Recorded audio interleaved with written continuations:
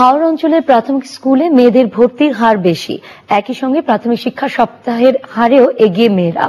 শিক্ষকরা বলছেন, স্কুলে ভর্তি হওয়ার পর অভিভাবকদের সঙ্গে কাজে লাগিয়ে দেওয়ার প্রবণতার কারণে ছেলে শিক্ষার্থীরা বেশি ঝরে পড়ে। চৌধুরী মোহাম্মদ ফরিয়াদকে সঙ্গে নিয়ে মুস্তফা মল্লিকের রিপোর্ট।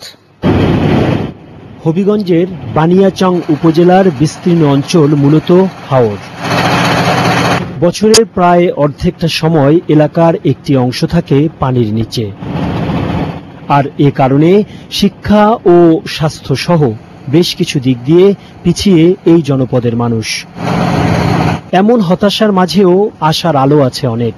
উপজেলার ৯৯ নম্বর কাউরিয়াকান্দি সরকারি প্রাথমিক বিদ্যালয়ে এসে দেখা গেল এখানের সবগুলো শ্রেণীতে মেয়ে শিক্ষার্থীর সংখ্যা বেশি।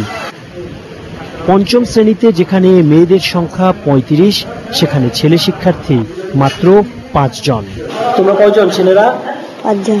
এমন চিত্র আরো বেশ কয়েকটি স্কুলের। ছেলে শিক্ষার্থী কম থাকার কারণ ব্যাখ্যা করলেন শিক্ষকরা। সাধারণত এরকম বেশিরভাগই আমি আসার পর থেকে এরকমই দেখতেছি, ছাত্রীদের সংখ্যাটা একটু বেশি থাকে। স্পেসিফিক কারণটা স্যার হয়তো বা ছেলের বাচ্চা যারা আছে ওদেরকে বাবা কাজের মধ্যে একটু বেশি একটু নিয়ে যায়, ও তারা তো বাসায় থাকে, তো আর বাইরের দিকে যাইতে হয় না, ওই জন্য স্কুলে আসতে পারে আর কি। মেয়েরা উন্নত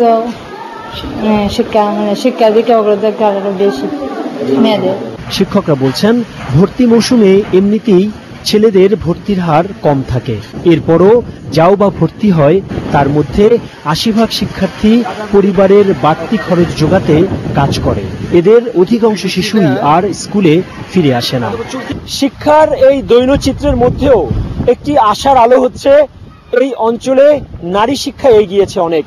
প্রায় প্রত্যেকটি স্কুলেই ছেলেদের চেয়ে মেয়ে শিক্ষার্থীর ভর্তির হার যেমন বেশি, তেমনি মেয়েরা তাদের শিক্ষার চক্র সমাপ্তের হার ভালো। এটা সত্যিকার অর্থেই দেশের জন্য একটি সুসংবাদ। হবিগঞ্জের হাওড় অঞ্চল থেকে মুস্তফা মল্লিক, চ্যানেল আই। এবারে নিটোল টাটা আন্তর্জাতিক প্রসঙ্গ।